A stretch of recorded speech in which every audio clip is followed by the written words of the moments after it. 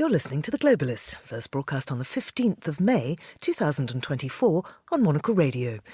The Globalist, in association with UBS. It's 1400 in Singapore, 8 a.m. in Copenhagen, 7 a.m. here in London and 2 a.m. in Washington, D.C. You're listening to Monocle Radio. The Globalist starts now.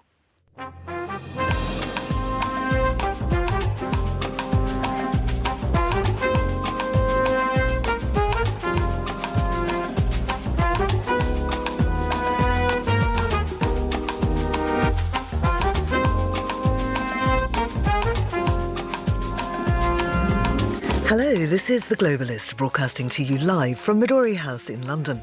I'm Georgina Godwin. On the show ahead, huge unrest in Georgia as the parliament passes what demonstrators call the Russia law. We'll have the latest from the streets of Tbilisi.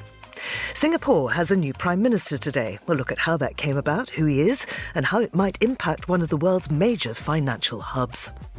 Ursula von der Leyen is on the campaign trail ahead of the EU elections.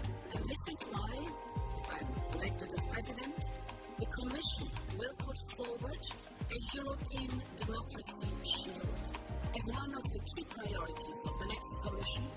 She was speaking at the Copenhagen Democracy Summit. We'll hear more about the event, its aims, and what it's achieved so far. Then, the fact that a number of these places are organized, we're trying to think through how do we make sure they stay magnetic and create different kinds of programs to pull people back in. We'll gain some understanding of what innovation districts are and how they can help cities. We'll flick through the papers, get a hit of business news, and finally, has Hallyu gone to hell in a handbasket? As a huge hullabaloo erupts amongst some of the leaders in the K-pop industry, how will it affect South Korea's cultural capital? That's all ahead here on The Globalist, live from London.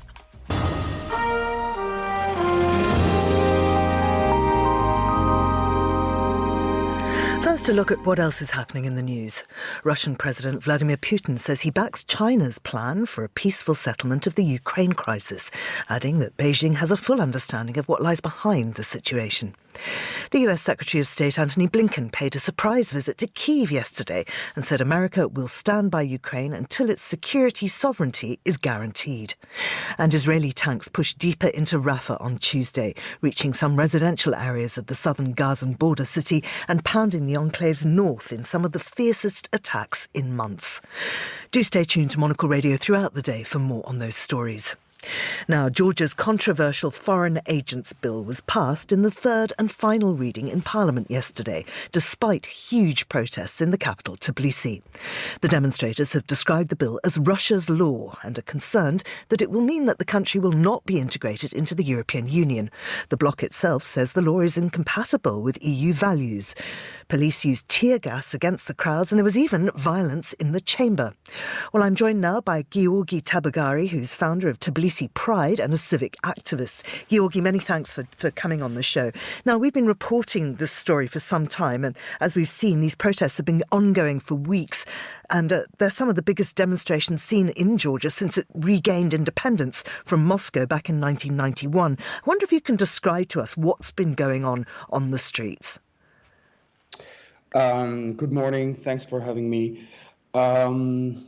Basically, people are out on the streets to protect the country. The sense of urgency is quite felt all over the place. The generations understand that just 35 years of independence might just go to waste if we lose this the fight against the Kremlin puppet government that Georgia is having now. They are trying to derail from the declared pro-European path, which has been actually embodied in the Georgia's constitution as well.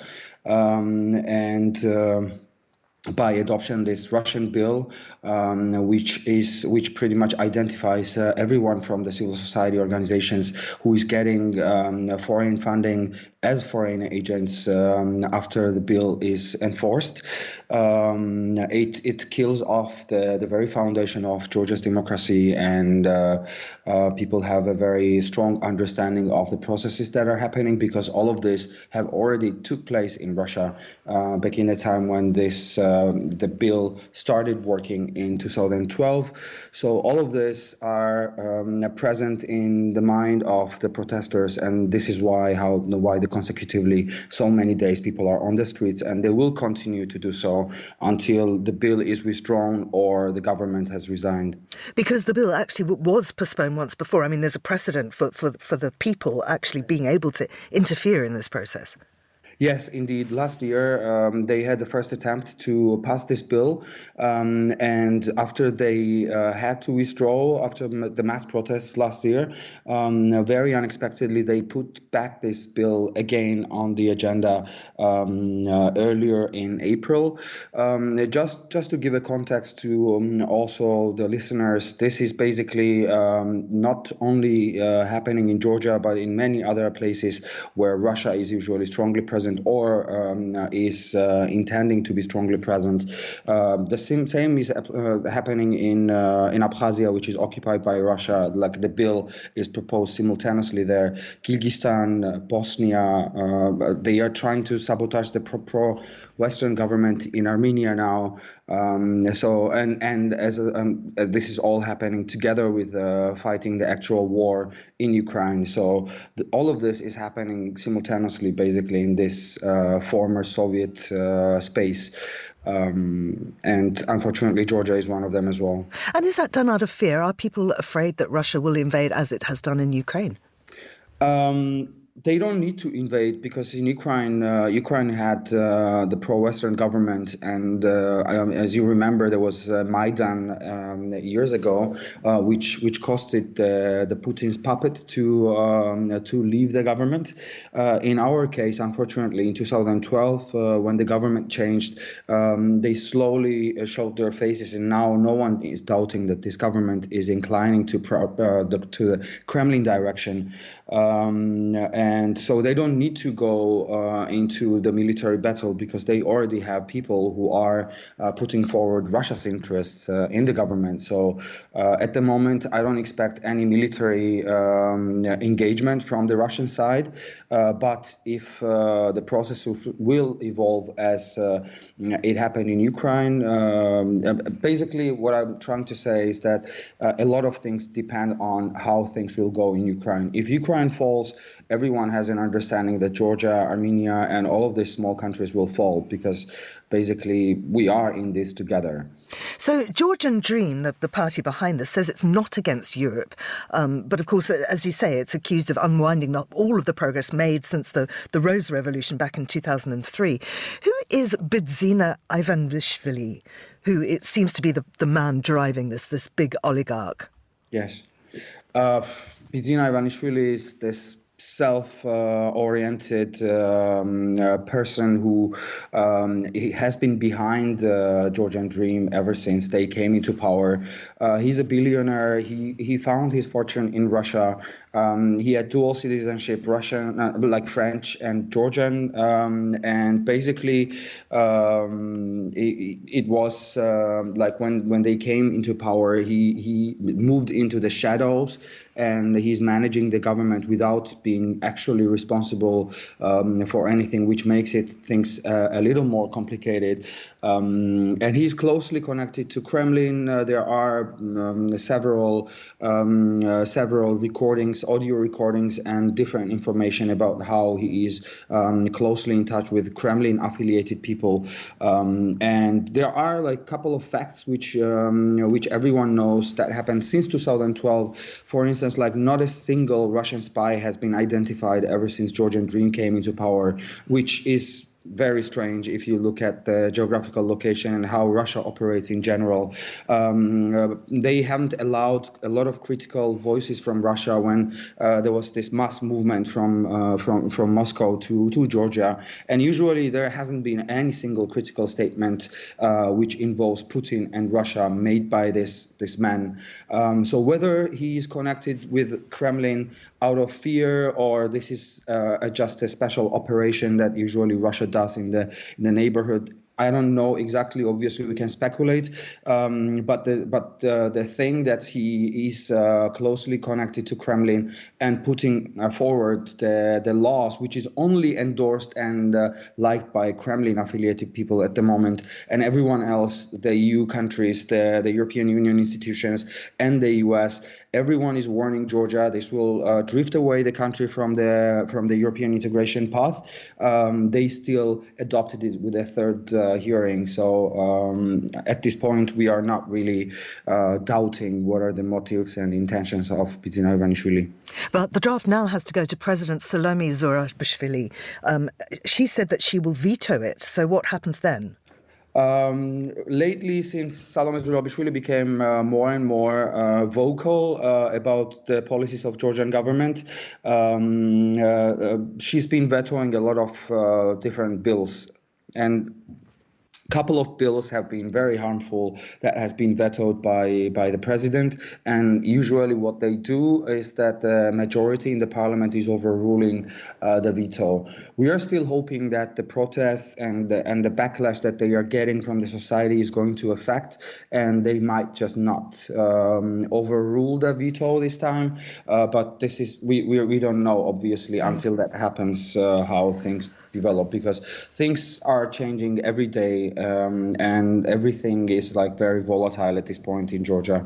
You've talked about the international reactions. The US is considering sanctions. The EU, of course, very, very concerned about this. What about the people who are directly affected by the law, NGOs, some media organizations and so on? Will they be registering as the law says they must?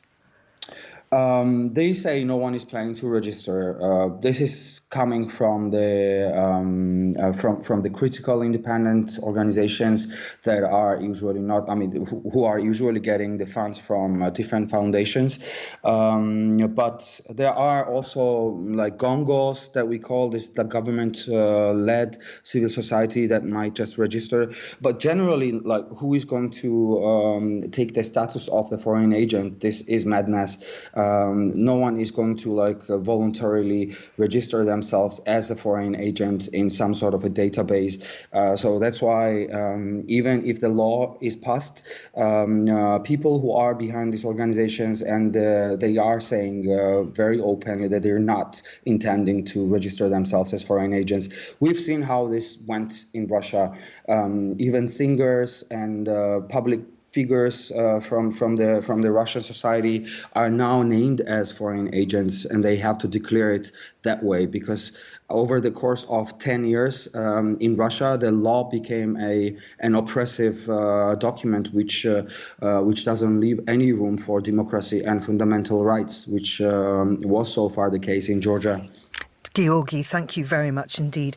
That's Giorgi Tabagari speaking to us from Tbilisi, and this is The Globalist.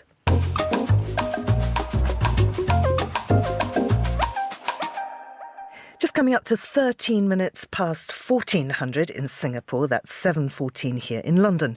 Well, in Singapore, the former Deputy Prime Minister and Finance Minister Lawrence Wong has been sworn in as the country's new Prime Minister today. This comes after Lee Hsien Loong stepped down from the position after nearly 20 years in power, handing to his deputy in what's only the third leadership transition in the Asian financial hub's modern history. Well, I'm joined now by James Chambers, Monocle's Asia editor. James, good morning to you, and thanks for coming on. Why did the Prime Minister step down?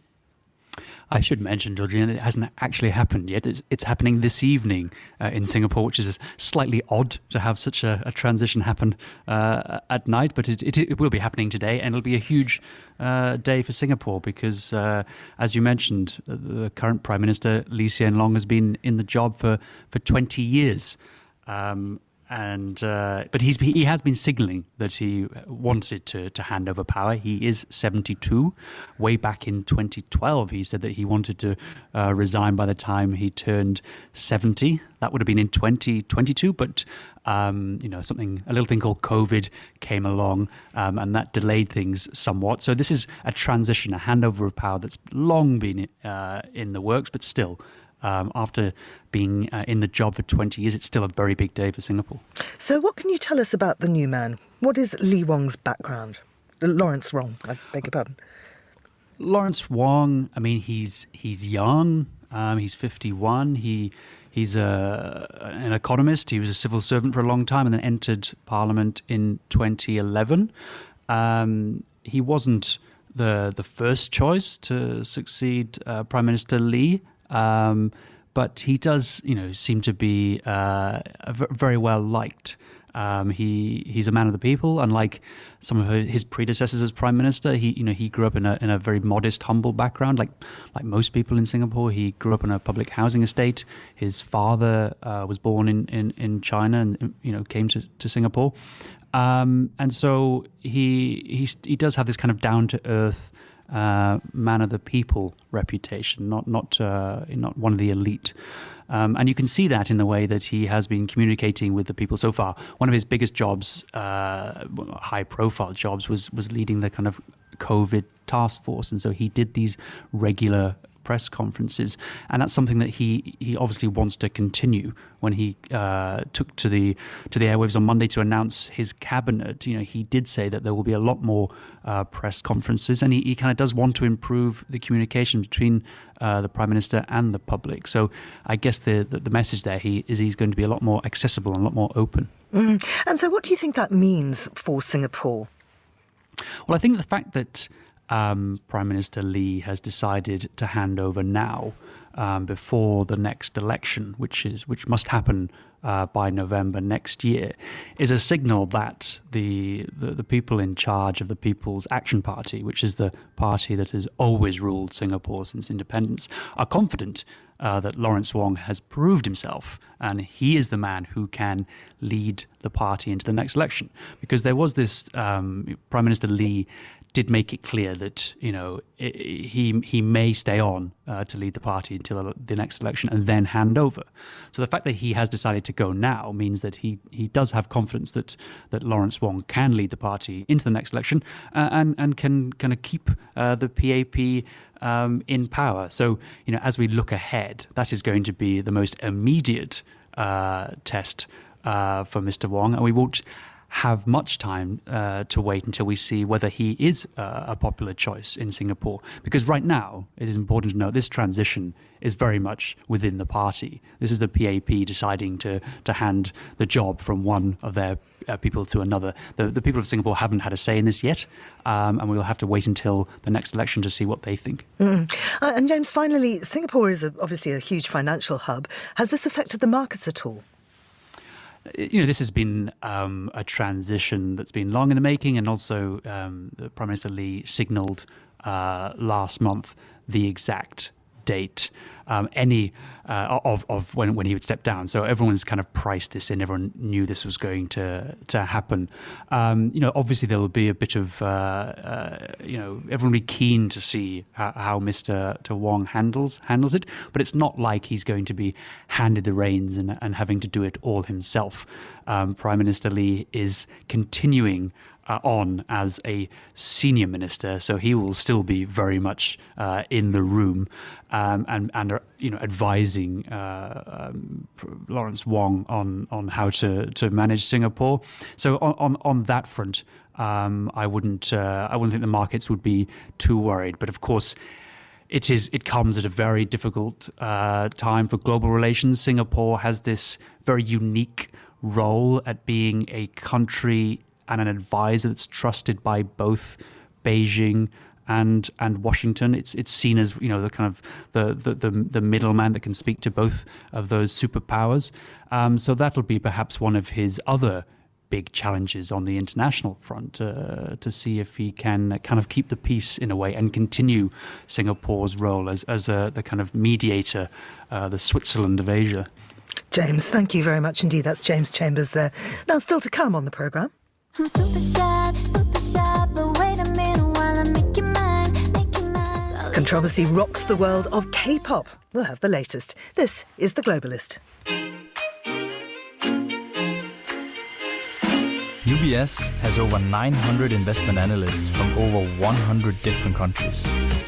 Over 900 of the sharpest minds and freshest thinkers in the world of finance today. To find out how we could help you, contact us at ubs.com.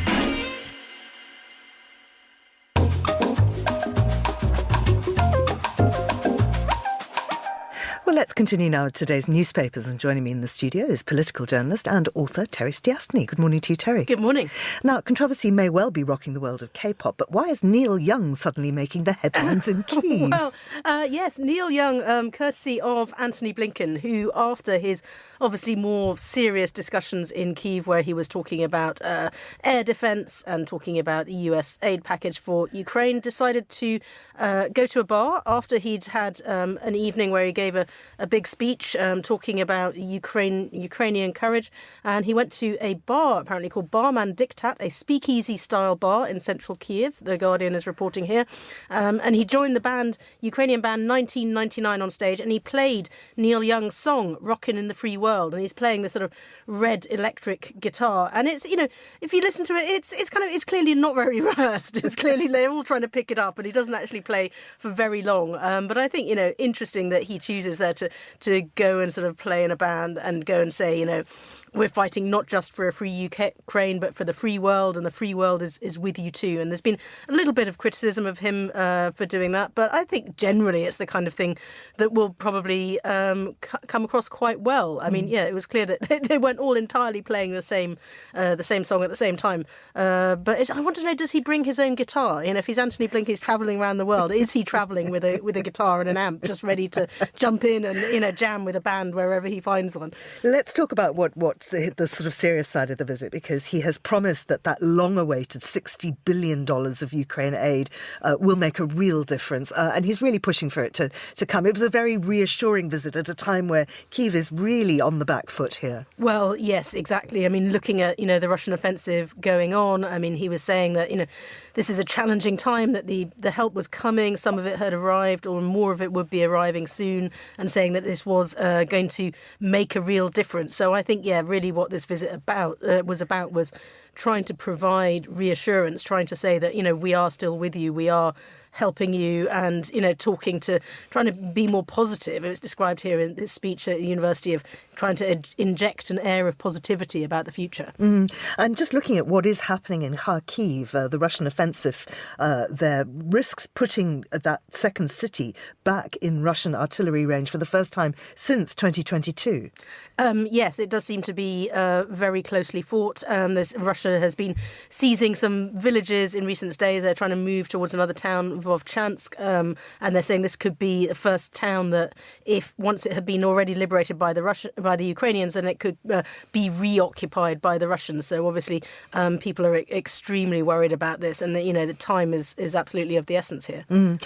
This article goes on to point out something that I think the world is worried about. It's talking about David Lammy, who of course was there too.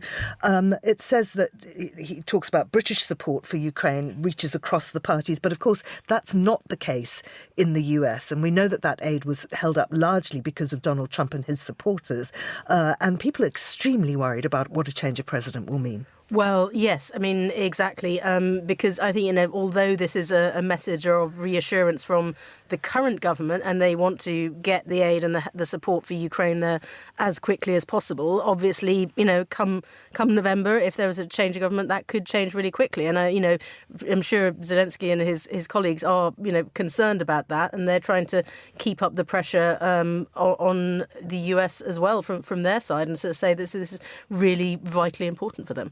Let's go to the Middle East now, and we're picking up on this FT story about the US encouraging Arab states to join a multinational post-war force in Gaza.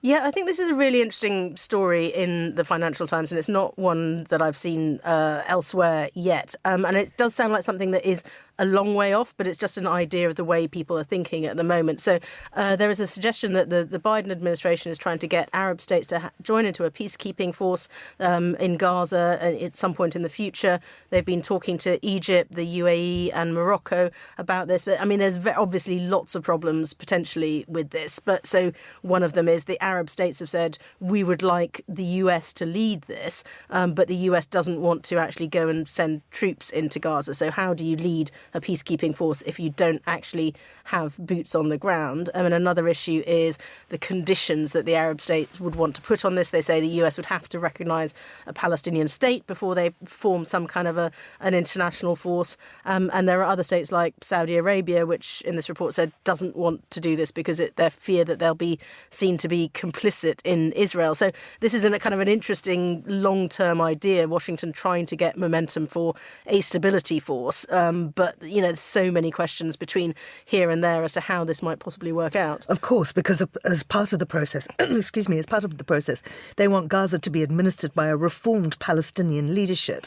So the PA that governs the occupied West Bank and East Jerusalem is very weak. And of course, so who takes that leadership is a key point. Well, absolutely. How do you reform the leadership? And also, the other big question, of course, is how do you get Israel to agree to this? Would Israel be, even with a reformed Palestinian leadership, be willing to see troops from other Arab states in Gaza? Is this, and under what framework? It doesn't seem to be any kind of discussion about the UN doing this. But, how do you organise it? How do you structure it? And, obviously, given the history of peacekeeping missions in the region in the past, those have been really difficult. Now, I love this story. It's about the Dublin portal to New York. First of all, tell us what that is. I love this as well. Tell us about the problem. It's a bit of a lesson to us all here. So there was a portal which is designed to be a tourist attraction. So it's an image of this here from the Irish Times in Dublin, which is set up in a street in Dublin, North Earl Street. And it's a big screen, a big round screen, where if you're standing in Dublin, you can look into the portal and see people in New York, and vice versa. If you're standing in New York, you can have a look and see what's going on in Dublin. And of course, this has not surprisingly run into problems because people cannot be trusted to have nice things. And so obviously everybody does not just want to wave nicely and say hello New York or hello Dublin. They've decided to display their bits to the camera. They have decided to show all sorts of nasty images, people even showing things like really bad taste, like images of 9/11. Some people are, using it in the way that it was meant to. But they were trying to blur some of the images so that if you were showing, indiscreet things to the other side of the Atlantic, that would be blurred and you couldn't see it. But because this is not working, they have had to come and switch it off for the time being and say essentially the line is Dublin City Council saying, listen, a few people are spoiling this for everybody, and if you can't all behave, you will not be allowed to have the portal. But apparently, this is a global phenomenon, the Dublin portal, and they are hoping to switch it back on later in the week. Play nicely is the subtext, yeah. And finally, what do we think of King Charles's first official portrait? Do you want to describe the portrait? Yes, I have to do a radio version of the portrait. This is a really interesting portrait. So it's the first official portrait of Charles as the new king, which the artist Jonathan Yeo started working on before he was king, when he was still Prince of Wales. And to describe it, it's a kind of Charles sort of emerging. You can see his face very clearly, and he's got this slightly sort of sardonic, sort of wistful look on him. But he's in a red uniform, which is the uniform of the Welsh Guards, but he's very much against a red background, and he sort of blurs into the background. So I'm not sure if he's kind of emerging or retreating. And one of the things is you see a butterfly on his shoulder, which I think is supposed to be something to do with kind of nature and metamorphosis. And it's a monarch butterfly. It's a monarch butterfly as well. So I think the picture is kind of growing on me. I don't know. I first thought, that you can barely see him. And actually, the more you look at it, I think the more interesting that it is. But I think one of the worries about it maybe is, if it's a butterfly, it's a symbol of transition, and he is kind of emerged as king, like maybe out of his cocoon. But it also suggests that it's quite ephemeral, and that he might sort of fade back into the background again. So yeah. I think it's a really interesting picture. I'm not sure if the symbolism of it is what you would necessarily want if you were the king. And I mean, one of the things that it's achieved is because he blurs into the background. It has hidden his ears, which are quite a notable feature. Yes, yeah. But it's going to be in the Drapers' Hall, and it's going to be on public display. And the red itself, I mean, Twitter certainly is describing it as menstrual. I hadn't thought of that, but yeah, that would not necessarily be a connotation you would want. And it's Charles's hands are one of the others. You sort of see his face, and you can see his hands very clearly. His sausage fingers, as they're described by him, I think. Yes, and I think one of the diplomatic things that the king said when it was unveiled, he said, "Oh yes, it's very red, isn't it?" It certainly is very red. Terry, thank you very much indeed. That's Terry Stiastny there. Now, here's what else we're keeping an eye on today. Russian President Vladimir Putin says he backs China's plan for a peaceful settlement of the Ukraine crisis, adding that Beijing has a full understanding of what lies behind the situation. Putin was speaking to China's state news agency ahead of his visit to Beijing this week. Beijing put forward a 12-point paper more than a year ago that set out general principles for ending the war and received a lukewarm reception at the time. The US Secretary of State Antony Blinken paid a surprise visit to Kyiv yesterday and said America will stand by Ukraine until its security sovereignty is guaranteed. Russia is mounting fresh attacks in the country's east and now controls about 18% of Ukraine, gaining ground since the failure of Kyiv's 2023 counter-offensive. And Israeli tanks pushed deeper into Rafah on Tuesday, reaching some residential areas of the southern Gazan border city, where more than 1 million people have sought shelter, and its forces pounded the enclave's north in some of the fiercest attacks in months. With fighting intensifying, Qatar's Prime Minister said ceasefire talks between Israel and Hamas, mediated by his country and Egypt, are at a stalemate. This is The Globalist. Stay tuned.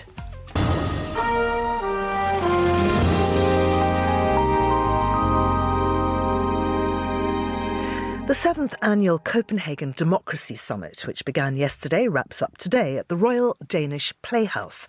Founded and chaired by Anders Fogh Rasmussen, the event seeks to bring democratic forces closer together to counter increasingly aggressive autocratic regimes. Suzanne Lynch is global playbook author and associate editor at Politico Brussels, and she's there. Suzanne, you ricochet between these various global conferences. How does this one measure up? What makes it different? Yeah, I think it's interesting because of this focus on democracy per se. I mean, what you see at a lot of other conferences, for example, the World Economic Forum at Davos is one example, you would see a presence from Saudi Arabia, China, countries that don't have democracies. They are very much present, or the representatives are, at these international events. Here, they like to say, as they put it, a dictator-free zone. It's about talking to countries and leaders about democracy, about the power of democracy as a force, as a guiding light of political governance. They do have some dissidents from countries like Iran. They've got a big presence from Taiwan, for example, here, but no China.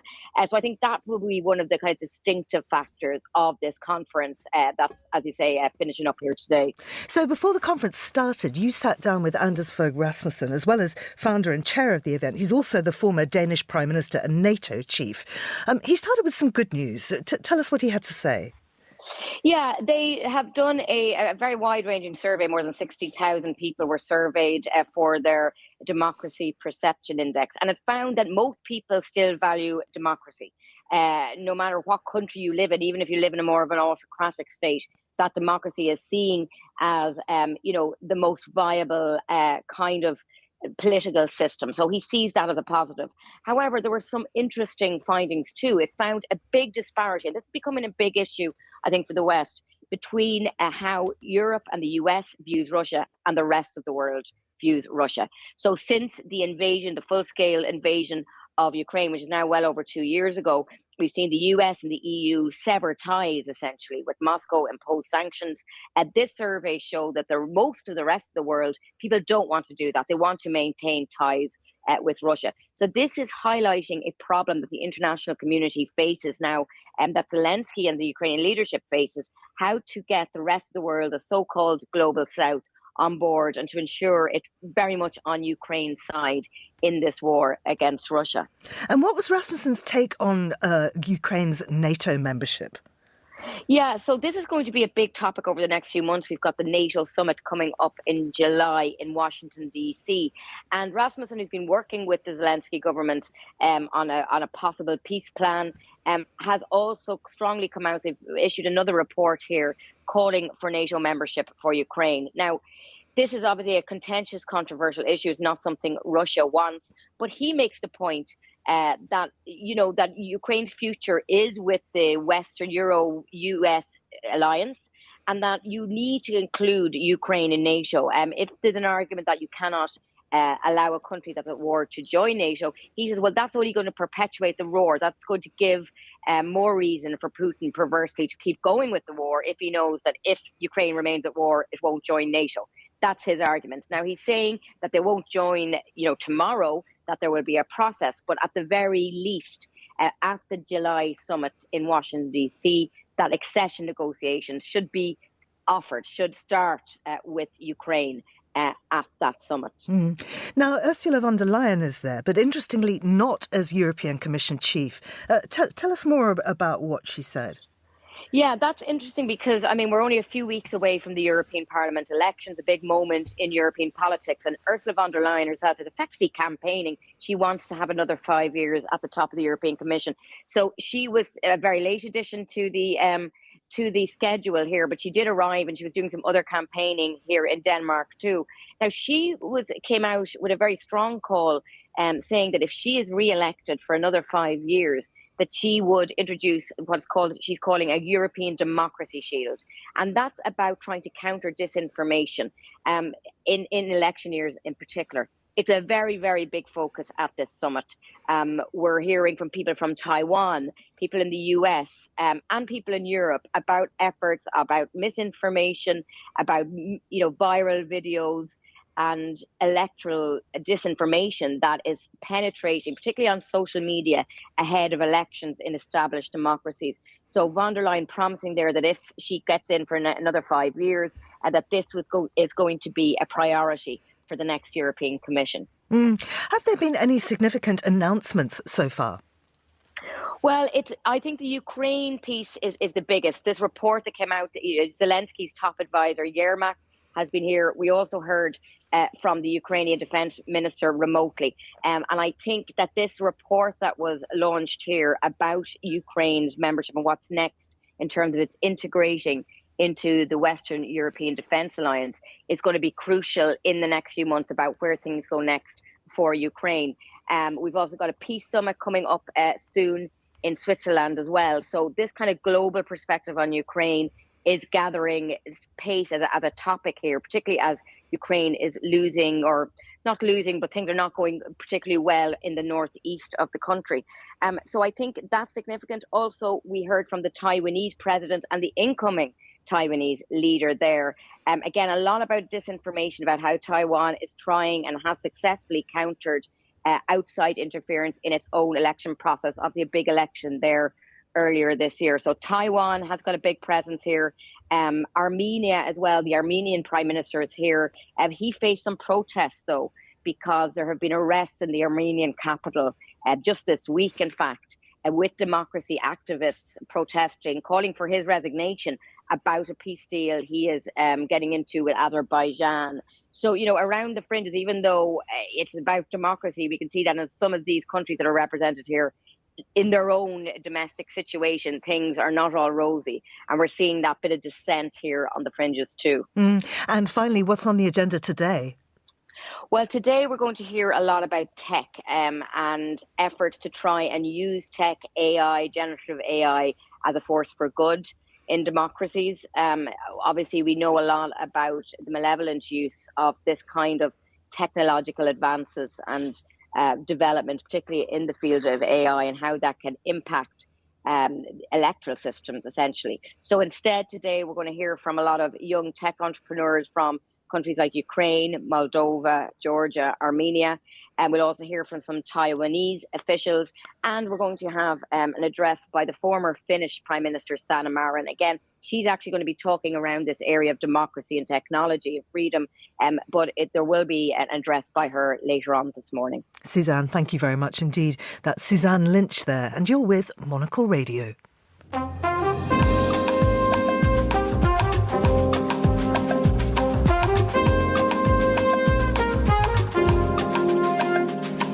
Now, there are several ways cities can improve quality of life, from investing in housing, expanding transit networks, and prioritising green areas. One other way is by creating innovation districts, a neighbourhood that promotes creativity and research, creates jobs and is thought out from start to finish. So how can municipalities harness the potential of them and use them to improve their urban environments? Well, that's one of the aims of the Global Institute on Innovation Districts. Earlier, its founder and president, Julie Wagner, stopped by our studios and she told Monocle's Tom Webb what innovation districts are all about. An innovation district is a geography of innovation. It's located predominantly in urban and urbanizing cities. And it's the counterpart to a lot of the science parks and technology parks that you often see outside of cities and suburban areas that are accessible only by car, and very few people can reach these places. Innovation districts are a new and evolving model that is built on accessibility and density and things like porosity, which people in planning would love to know. But they are generally in the midtown and downtowns of cities, and they're anchored by R&D universities and medical institutions that are thinking about how to solve some of the most wicked problems that we have on this planet, but are realizing that they need the help of others. So the basis of the work is really collaborative innovation. And what struck me about this work is that the collaborative innovation actually means that the physical, the buildings, the streets, the parks, start to transform into a living lab once you start to understand that by placing startups and scale-ups and companies near these places and find unique ways for them to come together, these places start to change and become these centers of both discovery and delivery. As someone that has really moved in many different kinds of work, different fields of work, this really is a fascinating evolution that's happening in cities around the world. And this evolution, can we say that it's been prompted by the pandemic that has given us an opportunity to revisit the way we look at cities? Well, we found this phenomenon actually 15 years ago. It was built on a series of macro trends such as the joint nature of innovation, the growing open innovation phenomenon, the growth and the proliferation of highly complex technologies, and frankly, the evolution of very strong, sort of small, more nimble companies that had the kinds of strengths that a lot of the large companies and the nimbleness that a lot of the larger companies didn't have. So they started to rewrite the code, basically, of what it meant to be competitive in an increasingly competitive world. But you asked about the pandemic, and during the pandemic, I actually received a lot of emails around our innovation districts dead. We're talking about physical proximity, we're talking about face-to-face, and yet we are collapsing back into our homes. It was an interesting time, and what we had discovered are the following. One, many of these districts have innovation infrastructure, core labs, very expensive technologies that you simply cannot recreate in your living room. These pulled researchers and other workers back in, not every day, but they pulled them in a significant amount. Two, the fact that a number of these places are organized, we're trying to think through how do we make sure they stay magnetic and create different kinds of programs to pull people back in.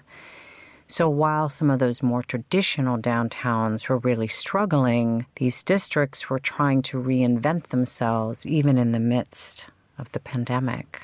It's fascinating to watch, and this is when I actually realized that some of the innovation behind innovation districts are the people that are looking across and trying to figure out how to orchestrate this type of ecosystem. If you look at issues with inefficient land, how to create more jobs, but also investing in research as well, how can that address those issues? I've spent a lot of time thinking about these what seem like fragments of challenges. And in the end of the day, what ultimately it comes down to is how these places are organized. And so I've really spent the last 2 to 3 years dedicating my research time focusing on how districts create different governance structures, to be looking at these issues at the same time. Because it really does feel like you're playing three-dimensional chess. There's a lot of different things happening at the same time. So how do you sequence the work and pull in the right kinds of actors at the right time? This is very complex, and it requires a more intentional way of working. We're going to turn now to the organization where you're president and founder, the Global Institute on Innovation, districts. Can you tell us more about the philosophy of what you do? Yes. So we're a not-for-profit. We are a research organization, but we are focused on applied research, helping districts advance. So we have 3 arms of our work. We have one arm which is really focused on empirical research to make sure that districts are making strong, sound decisions on where to invest. We have a global network where we offer this kind of empirical research, but also safe support. And then we provide strategic support when these places are just struggling and needing to have some one-on-one time. So we do these 3 things with a mission to ensure that districts become a multiplier of growth, to really provide opportunities for a greater diversity of people and take on these wicked challenges. So how do these challenges present themselves to you? What does the process look like? Do cities approach you first to get an innovation district qualification, or do you help local authorities develop the vision for these areas yourself?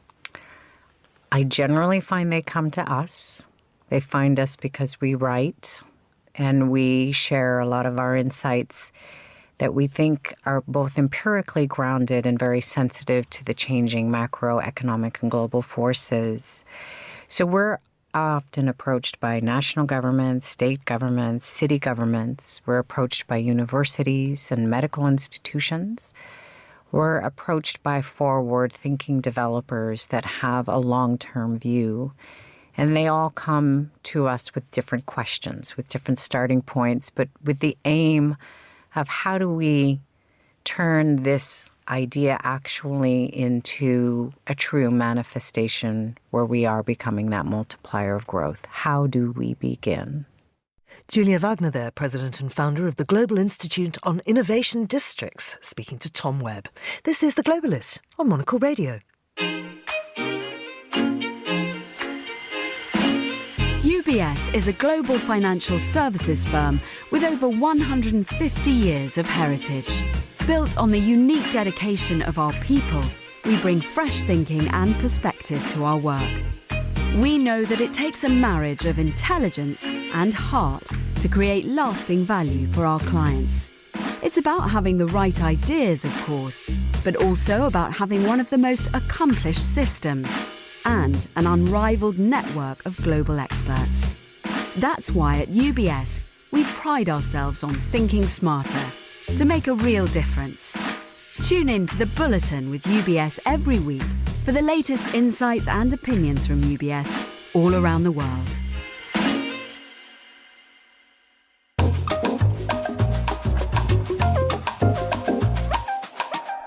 Time to talk business now with Rachel Papazzoni, national business reporter and presenter at ABC News. She joins us from Perth. Good morning to you, or good afternoon to you, Rachel.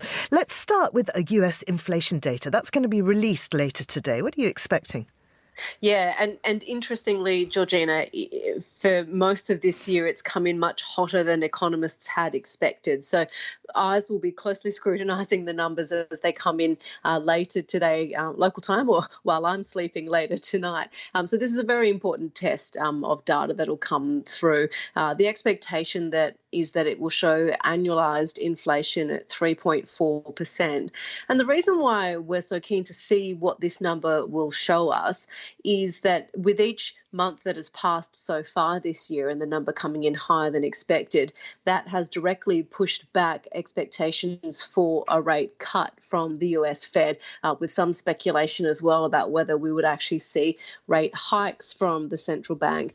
Now, the federal chairman, Jerome Powell, has downplayed any potential risk of a rate hike this year, but obviously after several months of hotter than expected inflation, some analysts and market watchers will be nervous. At the start of this year, we were expecting 150 basis points of rate cuts through 2024. That's now down to about 40 basis points of monetary policy policy easing. And this is obviously putting a lot of pressure on borrowers, on people with loans, on Americans in general, and globally.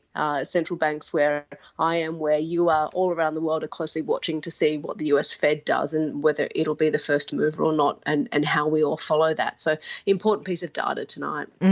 Now, let's have a look at the UK mining giant Anglo American. It says that it is rejecting a bill from the Australian company BHP, but also that it's going to sell some of its assets.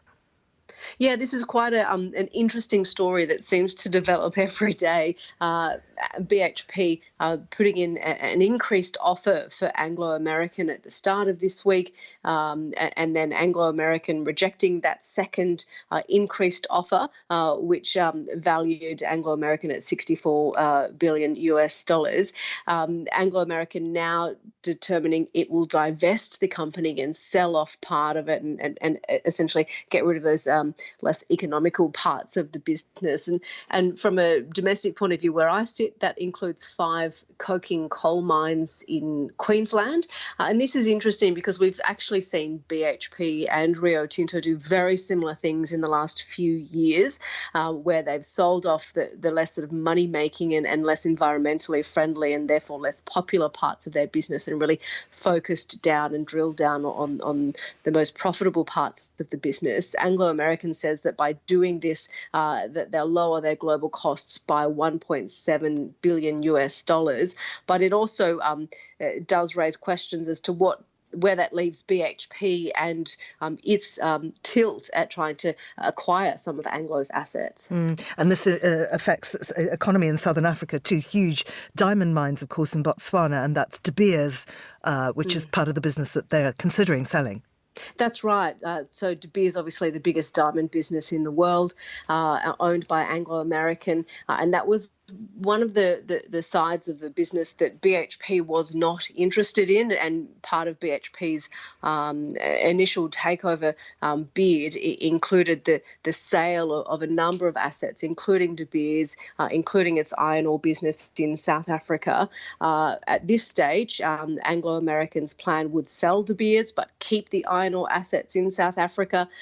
So there's, I think, a lot more to run on this. And what's interesting as well, Georgina, is that BHP has about another week before UK rules allow them to make that final bid for Anglo American. So I suspect there might be more developments in this story. Now, in a moment, we're going to look at the South Korean music industry. Let's look now, though, first at Sony, because it appeared shares were down yesterday. Big jump, 12% for Sony shares today. What's going on? Yeah.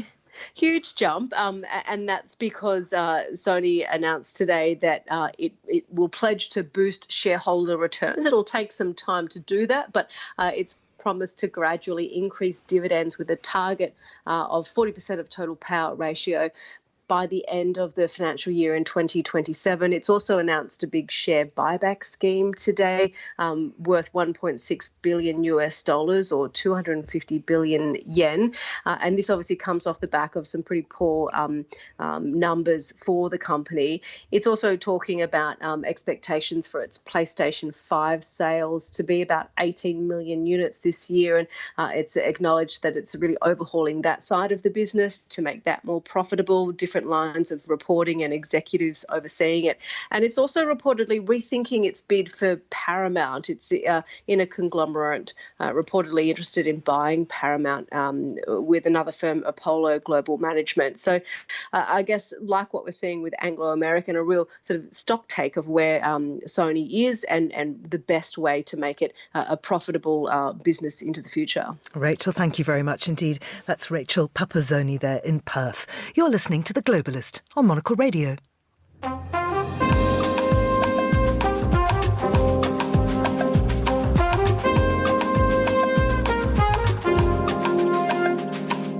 Now, you'll have heard of BTS, the insanely popular K-pop group. It's on hiatus right now as its members complete their mandatory military service.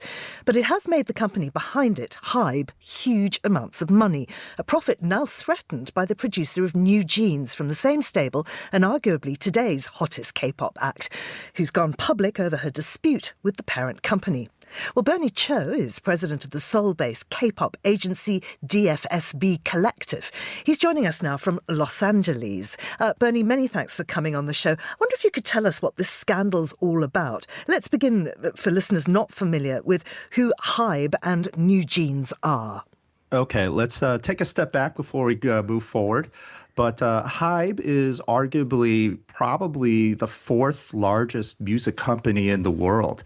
You know, we talk about Universal Music, Warner Music, and just now Sony Music. If we look at pure revenues annually, Hybe is arguably the fourth largest music company in the world. Just in February, I mean, they were very much on a for the win momentum track.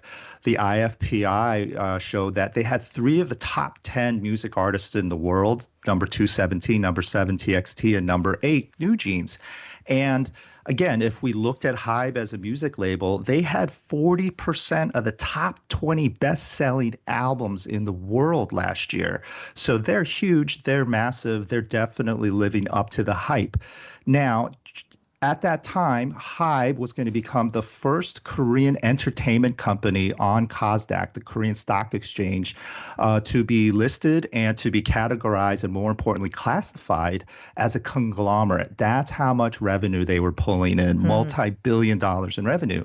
Just as they were about to hit this peak, as they were about to hit this height, on April 21st, suddenly out of nowhere, Hybe shockingly announced and, more importantly, demanded that the CEO of their hottest group at the moment, NewJeans, the CEO of Adore, which is the sub-label that was producing NewJeans, they wanted the creative genius, that CEO, Min Hee-jin, to immediately resign. That stunned the industry. And the allegations were incredibly serious, even salacious, but definitely scandalous. They accused Min Hee-jin of an attempted management control coup, and they immediately raided the offices and audited the Adore CEO as well as the board of directors. And they accused her and her team of leaking contracts, trade secrets, personal information, and more importantly, that they were seeking outside consultations to go independent.